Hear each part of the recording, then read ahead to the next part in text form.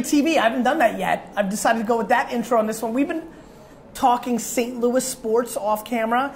It's been phenomenal.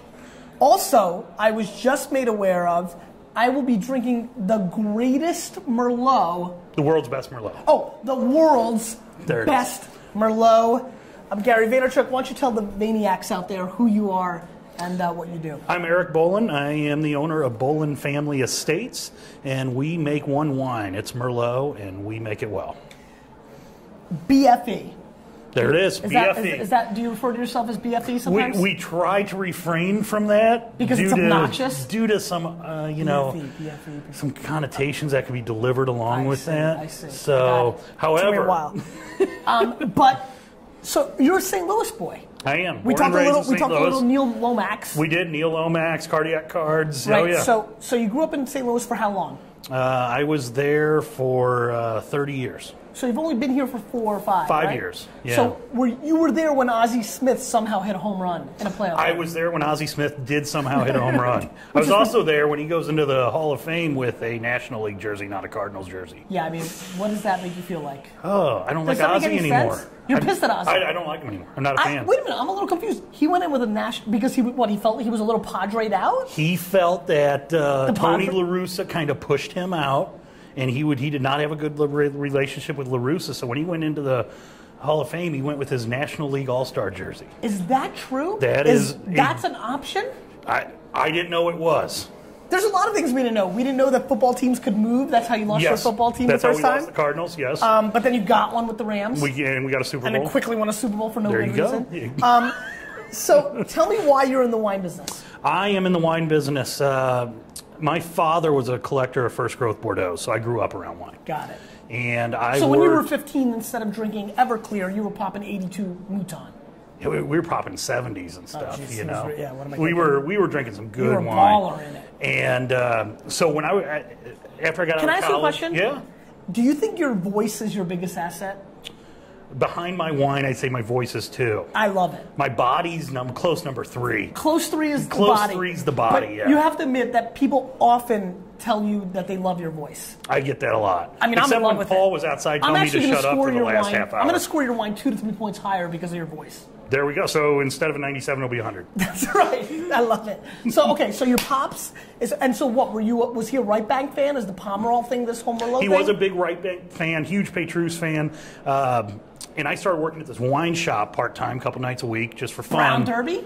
No, it was not. It was a wine merchant. Okay. In Clayton there in St. Louis. Was Brown Derby your, arch enemy? They were up there. We didn't like them very much. You hate them, right? They're bad when I just said that, you kind of got pissed a little bit. I almost hit you. I felt it. I almost did. I don't know. When you watch the tape, watch this. I go Brown Derby, and then I go like this. I did it so fast, you didn't see it. But the owner, he custom crushed his own wine in Santa Barbara and sold it in a shop in St. Louis. And I said, no kidding. I said, why can't You're like, this clown does it. I can do it. Exactly. Admit it right now. You're like, this clown can do it. He's a clown. Okay, good. I will. Okay, what's his name? John Nash. John the Clown Nash. That's him. Yes, that's him. He custom crushed them. Right. So I started looking into it, and then I said, well, if I'm going to do this, I got to go to where you do it. Fair. And so I made the move, and I just dove in. And the great thing about pops? He's out here now full time. He just finished his house last week. So my mom and dad. So you tell your pops and mom, I'm going to make wine. I'm going to live the dream. And they were pumped. They were real excited. About 6 months after that, my dad bought a house here. And they started splitting their time, and then That's nice. I just had my first baby last year. Congratulations, me too. I just had my first baby's first birthday yesterday. His name's Keller. My baby's name's Misha. You know what Keller means? He who cellars wine. Wow, because I thought Keller meant the greatest tight end in football history, Dustin Keller, a New York Jet, number 81. Watch him this year, get him on your fantasy team. All right, so that's good knowledge. Keller, I like that. How old's Keller? Keller is 14 months yesterday. Okay, so Misha's 12 months yesterday, so maybe they'll get married and we will be related. I hope not. I hope so. so you come out here, were you married at the time? No. So you met your wife here? I knew her beforehand, and we actually started a long-distance relationship after I moved out here. Facebook?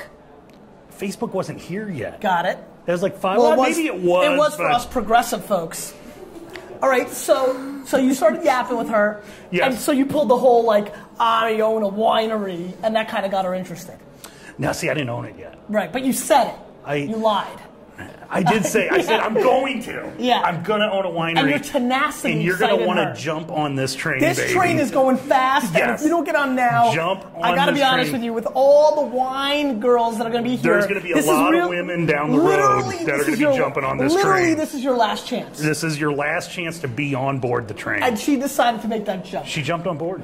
Tentatively, but she decided to go there. She did. Now, it took me another 1.5 years to propose to her. Got it, because you were scared. Because you're a little bit of a big baby. Where do you get this stuff? Right here. Wow, that's very intuitive. I'm very intuitive. I also feel I'm about to drink the greatest Merlot ever produced. Oh, I know you are. So you get married, things are going well. Do you have brothers or sisters? I have a brother, one brother. He's 4 years older. What's his name? Mike. Mike. And my dad's name's Mike as well. So he's Mike He Jr. also lives out here full time now as well. And he was in St. Louis. He was. We all moved out here You within literally dragged the family. The here. whole family. You're a pioneer. Yeah, not only with my family, but with Merlot, I'm a pioneer as well. Do you think you're going to change the game for Merlot? I do. Do you think you're making Merlot just to say, go fuck yourself? I'm making Merlot because honestly, it's in my head. Yeah. Merlot's brand is so dissed. I can see it. You clearly want to be as famous as possible. One of my favorite. And you're saying, I'm going to make Merlot so relevant and big again that this will be my calling One of card. my favorite people to taste wine with is somebody that says, I don't like Merlot. Sure, of course. Well, let's go. Let's taste Merlot because you don't know I Merlot. love Merlot. Well, you're in a gonna tough love spot. this. I love Merlot so much that there's really no way I could even. I'm just going to love it so much. I'm not interesting for you. You're barking up the wrong tree. It's going to be boring tasting. You're barking up the wrong tree because literally I think Merlot. Well, let's start over. I don't think Merlot is awful, like so many people decided after Hollywood told them. Yeah. I've definitely been a fan of Merlot for quite a while. I think there's a lot of bad Merlot being made. Merlot's lazy to me. I actually think you're lazy because you make Merlot. Well, wait till you taste it first, okay. right? So you come out here because we're just having too much fun. You come out here and what happens? I start knocking on doors, and that's a great thing about Napa Valley, man. You knock on a door, you ask somebody, they open it up. Happen, absolutely. And it's such an open environment. It started honestly. It's just been. I can't point to one person. Right now, I'm working with. You're forgetting who helped you. You're sitting here right now in the biggest moment of your career, let's be honest, and you forgot the person that helped you. Well, admit it. No, it was Archie. Just admit it. I admit it. Okay, thank you. But there were some people that helped you. Like right now, I work, our winemaker's Tom Rinaldi. He was the founding winemaker at Duckhorn. Sure. He's godfather in Napa Valley Merlot. He is absolutely and you couldn't ask for a better man to work with. It's a big coup. Not Clearly only you for didn't our make that. brand. Your dad made that happen. I made that happen. You made that happen. I made that happen. Your dad didn't give him a shitload of 70 Bordeaux to make it happen? No. You made that happen. I made that happen. Out of tenacity. I sat down with him. I brought him a bottle of my Merlot, and I said, look, and I went to him hoping he knew somebody that could help make my wine. Right, you weren't even thinking of going there. No. You were kind of going to Megan Fox to hook up with one of her friends. Exactly. You didn't even wrap your head around that could happen for you. No, because at the time, we were making 250 cases of wine, and I said, look, I just love Merlot. Taste it. Let's talk. Me. Do you know maybe one of your assistants could help me? Some random He tasted it, and I told him my story, and he goes, why don't I do this? And you crapped your pants on the spot. I had to go change my drawers. Yes. I had to go change my drawers. Yeah, and so here's Rinaldi. He's going to help you. You're like, is this even happening? Yeah. Literally, after the meeting, you stayed cool, you shook his hand, you got to your car, and you started calling people saying, what the hell just happened? I just got Rinaldi on the team. Right. And then he brings in Beckstoffer Fruit, and the whole game changed. And it just became the real deal. He deserves all the credit. All right, let's face this. You deserve the credit. I agree. Let's be honest. You deserve the credit. Neil Lomax deserves all the credit. There you go. Pedro Guerrero. So, and this is an interesting story because this one is branded as B Legacy Merlot. That's how our 2006 came out. Shortly after we bottled this line, I get a call from Jackson Family Estates. Right, you're getting sued. And they sued me. Yeah, they sue you hard. And you're bankrupt. Well, no. So I cut a deal with them that I could sell the rest of this because there's only 120 cases of this out there. How do you not know about Stone Street Legacy, dude? Have you ever had it before? Multiple times. Okay. 91, 94. You're talking to a real wine dude. Yeah. Be careful. I hear you. So anyway, so they say I can't use it anymore. anymore. You're stunned that I even know what it is. So go ahead. So they tell you can't have it. Yeah, because they said Jess Jackson comes over your house and punches you in the face. I wish. I know, it'd be amazing. All right, so... And so then we changed it to Bowling Family Estates. Got it. That's how so you became the 07 BFE. is BFE. Got it. And it's the same wine, everything's the same. It's just... a new name. Yeah.